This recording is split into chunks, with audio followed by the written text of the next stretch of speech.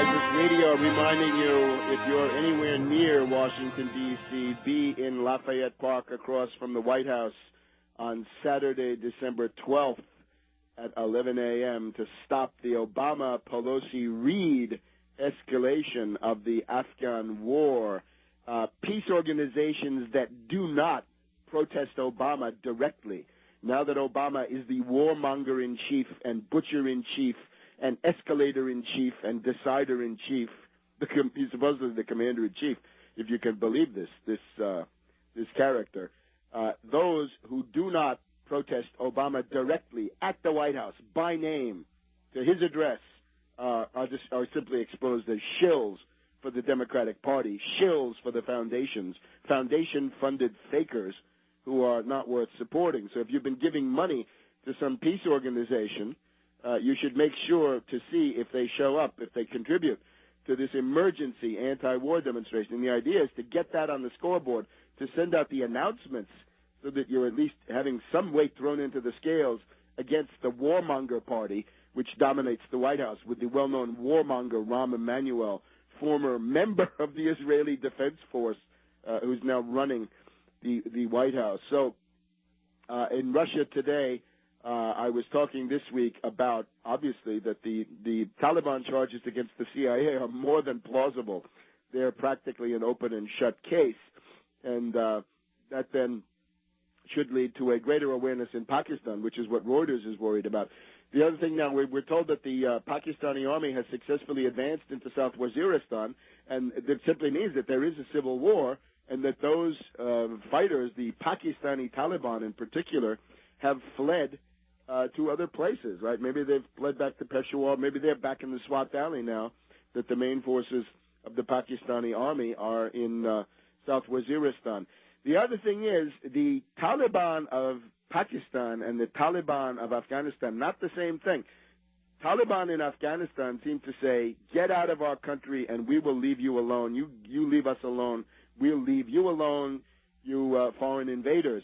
Whereas the Pakistani Taliban, much more colored with this al-Qaeda rhetoric, the caliphate, the worldwide mission, the creation of the Ummah in the entire world. So this indicates that the U.S. British intelligence agencies are more preponderant in the Taliban on the Pakistani side, so much so that the Pakistani Taliban have been criticized by the Afghan Taliban. The Afghan Taliban say, hey, you Pakistanis who call yourself Taliban or labeled Taliban, you should stop blowing up the civilian targets because we don't do that. And notice it's the same method you saw with the Zarqawi, so-called al-Qaeda in Iraq, in reality a creation of General McChrystal.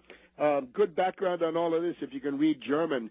Christoph Hörstel's excellent book, Brandherd Pakistan, the hearth of fire in Pakistan. In other words, the source of the flames is in Pakistan, and goes through the obvious roles of the CIA, MI6, the ISI, the various Mujahideen organizations on the ground.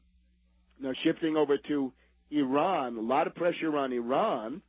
We're told that the nuclear talks with Iran have broken down to some extent, that the Iranians say they will not send their uranium out of the country to be enriched. They had originally excluded France as an enemy state under Sarkozy. Of course, that's what it is. Too bad. But not even Russia is going to be enough, they say now.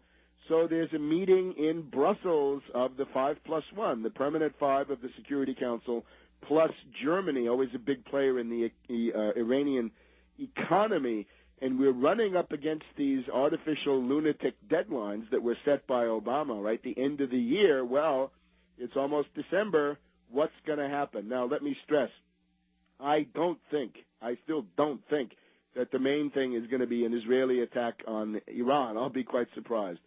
But I think what you got to see is that Pakistan, a much bigger and more important country, is 3 times as big or 2.5 times as big, with nuclear weapons, with a whole series of other things that Iran does not have. That's the target, and that's one of the biggest Islamic countries in the world, if not the biggest. So Pakistan at the top of the hit list, and that's going on every day. So all the people who are worried about an attack on Iran, you should worry about an attack on Pakistan, because that's happening basically all the time. Now, we'll talk a little bit about Obama in the Far East fairly soon, but just in terms of Obama's meeting with President Hu, how ironic.